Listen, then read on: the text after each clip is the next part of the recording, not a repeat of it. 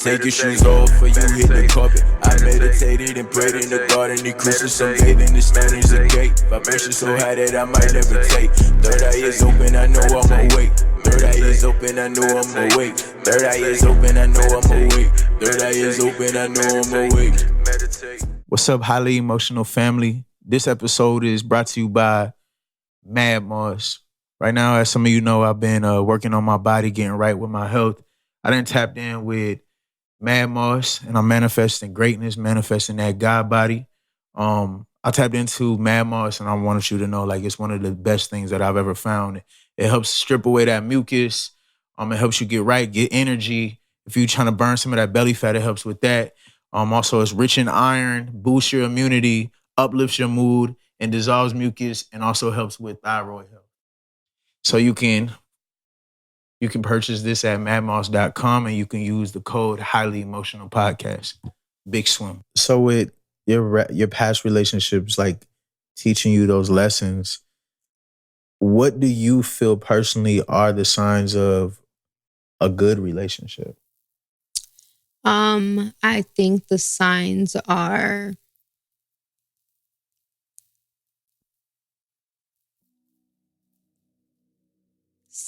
or like, what do you feel? What do you feel is like? What makes a relationship good? What are the things that you would say are the qualifications to have a good relationship? Well, communication is one. I don't know if that counts as a sign. I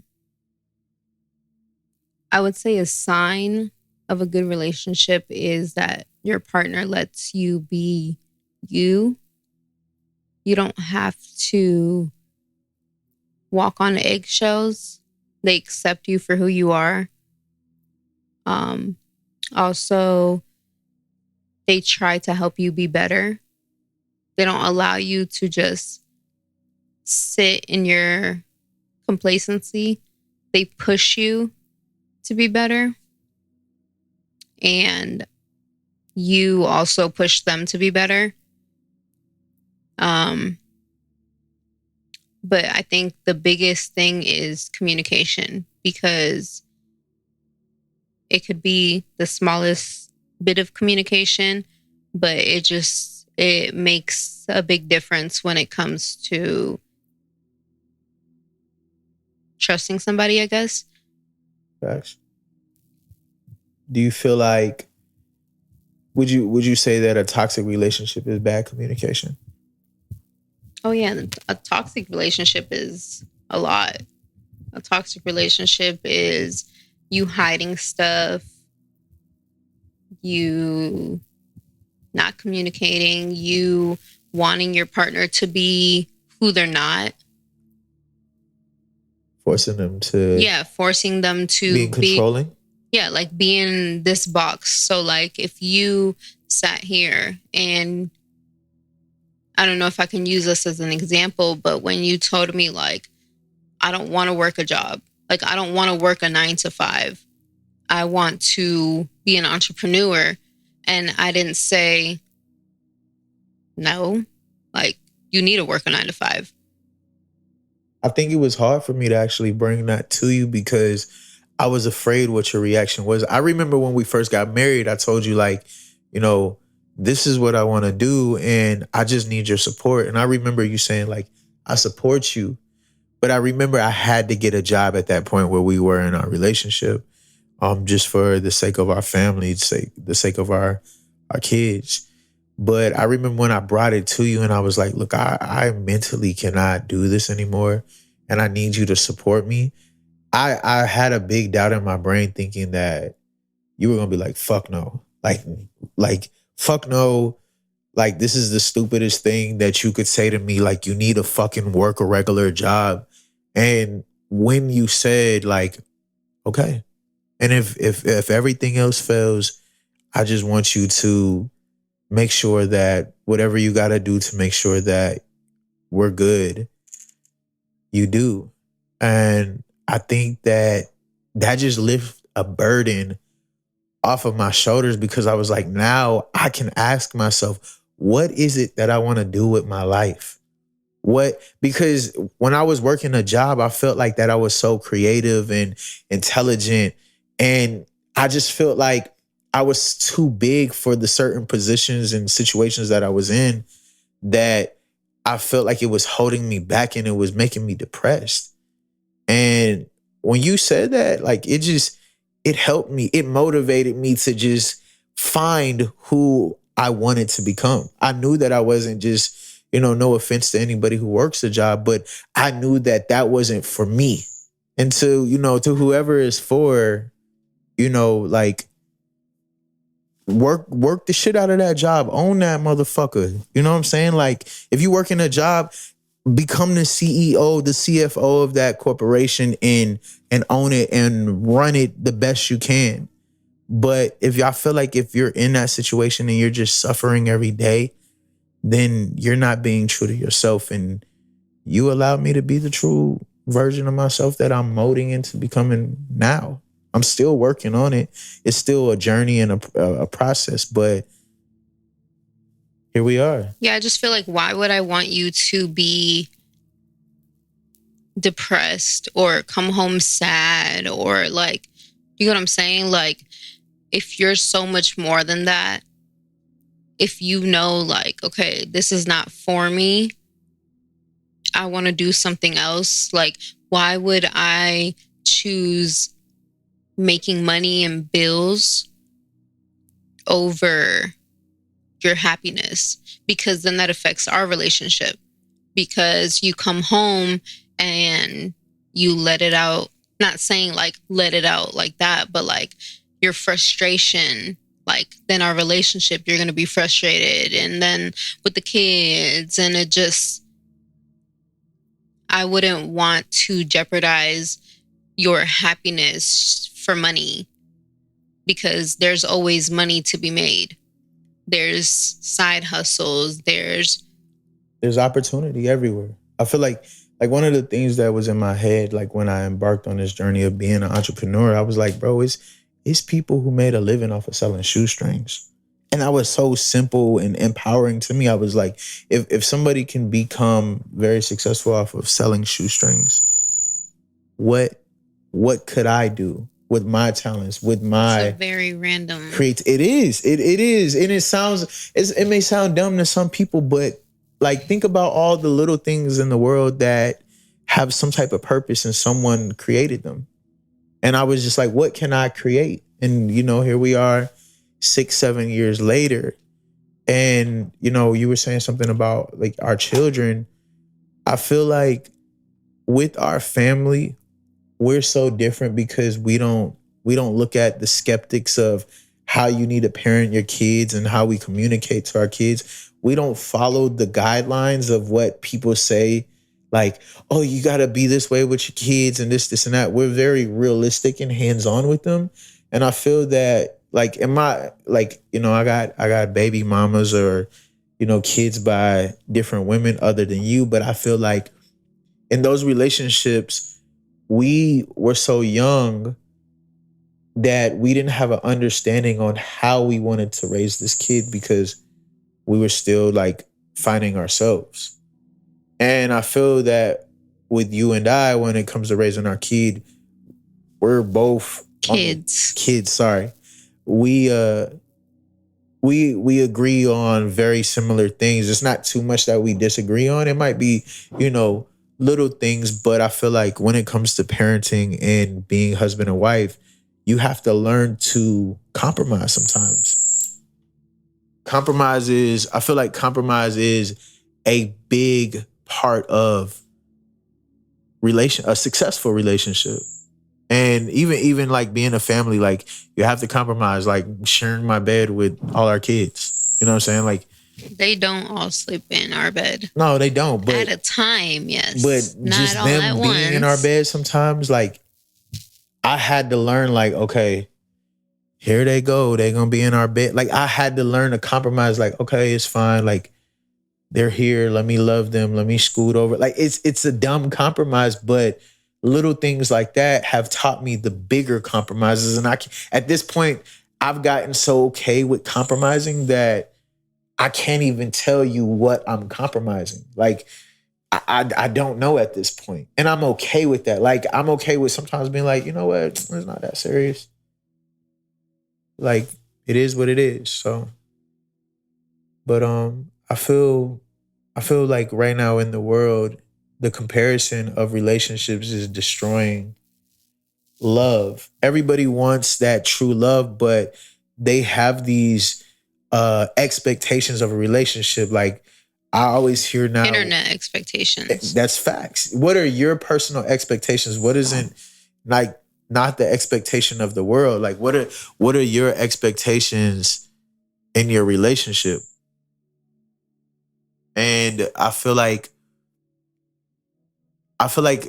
instead of having expectations in your relationship, you need to have expectations for yourself. That, Or acceptance. facts. Acceptance is, you have to accept what your person brings to the table, whether it's emotional support, financial support, or... It's not to say don't have, not expectations. What's the word? Don't have... priorities? No. Don't lower your standards. You should always have standards, because I feel like people don't realize how important it is to know the person that you're like having a kid with, the person that you're marrying. I think it's just like people don't understand, because like that's 18 years of dealing with somebody. Whether it's you having a kid or, whatever, marriage is different. You can divorce somebody. Yeah, but having a kid. But having a kid, yeah, it's like you're in it for like the fun or like how they make you feel at the moment, but they don't. The high. Yeah, they don't. Okay. Yeah. I mean, everybody goes through the honeymoon stage where everything's all good, and then something comes and either you move in with the person and then you see how they really are. There's stuff that they do that you don't like. There's like a situation happens and then you don't like how they handled that situation. So then everything about them kind of like icks you, like... Yeah, you get frustrated or annoyed with this person. But then I feel like that's why a lot of people cheat, because they are too scared to say like, this isn't working for me. Yeah, this isn't working for me. I don't like this. I'm unhappy. Yeah, and that's why a lot of like bad stuff. I feel like though, like what being unhappy is because I feel like at some point you're not happy with yourself, because like you've accepted something in this relationship that makes you unhappy. And I feel like the priority first in a relationship should be your happiness. And then you can add this person to... Yeah, because if you can't make yourself happy, then how are you going to make somebody else happy? How are you going to be happy with somebody else? Yeah. So I feel like just society now, we just have to stop comparing ourselves. Like, we've gotten this far. We're 7 years in our marriage, and I would say that it's been beautiful. We got kids. We got all the accomplishments that we have, and I mean, and we're still growing. We're still learning. Yeah. We're still learning each other. We still learning ourselves, because I feel like you as a mother, like the changes that you go through, you're still learning who you are. Oh, trust me, after every kid, I have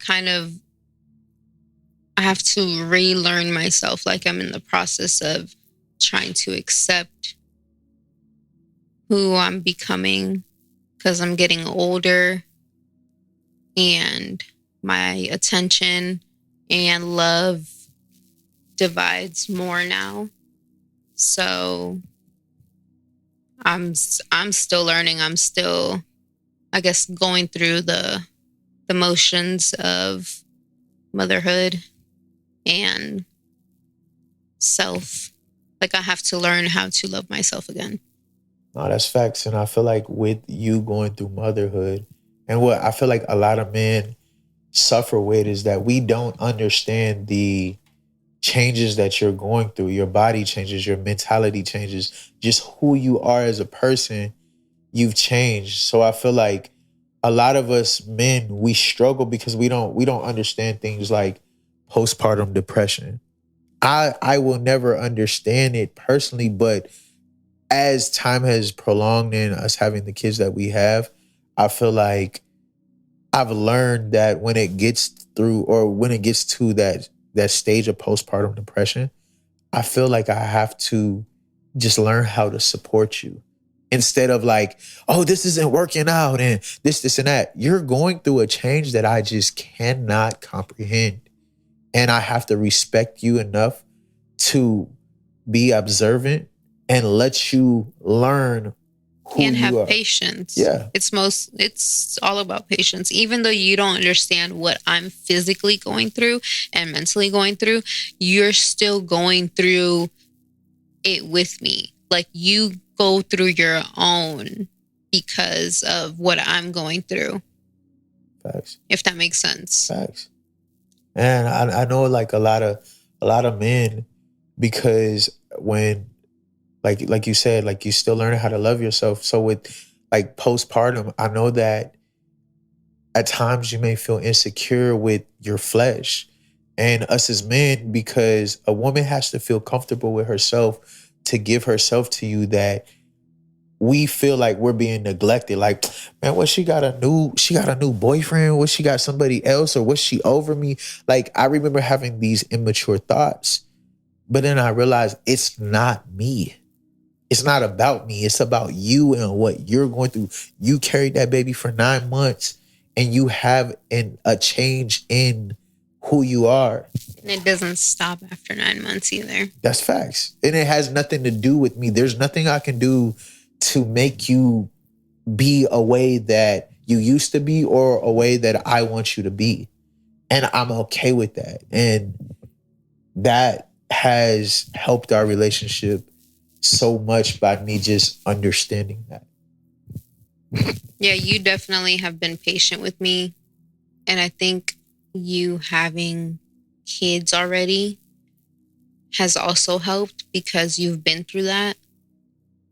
And you've helped me grow as a mom, as a woman, as a wife, just in general. Like, you've brought me out of my shell, because before you, I was kind of like a people pleaser. Like, I've always been like blunt and like, you know, your friends say I'm a bitch, but you know, whatever. Like, I've always been like that. But I feel like when it comes to like certain things, like my parents, you've helped me like kind of put my foot down and be like, look, I'm however old I was, and I have my own kid, and I'm a woman. You're not going to tell me, like, You're not going to baby me anymore. Like, I have tattoos, and this is my husband, and he has tattoos on his face, and you got to own up to your journey, and that's just who you are. And I'm proud of your growth, and I'm thankful that we've made it to where we've made it. And like I said, I would not be where I'm at if it was not for you to be a part of this journey and me to receive the opportunity of learning how to love myself and focus on myself while being in our relationship. And I want to say that like this conversation has been empowering.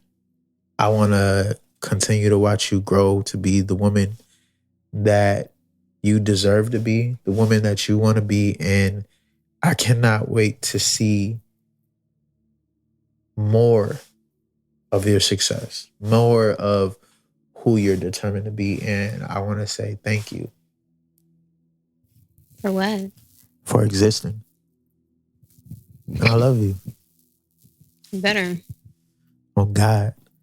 So this has been an episode of the Highly Emotional Podcast. I told you guys, every episode I'm going to give you a book, The book of the week is called Cry Like a Man. It taught me how to be vulnerable, how to be emotional, how to sit with myself and heal with trauma. If you are a person who is not in control of your emotions or afraid of your emotions, I definitely recommend the book Cry Like a Man. And my quote of the week is, find time and mold yourself into becoming patient. Because if you learn how to work through patience, you will blossom and you will strengthen yourself and you will become a beautiful person. Swim. Take your shoes off or you hit the carpet. I meditated and prayed in the garden. The Christians sunbathing, the standards a gate. Vibration so high that I might levitate. Third eye is open, I know I'm awake. Third eye is open, I know I'm awake. Third eye is open, I know I'm awake. Third eye is open, I know I'm awake.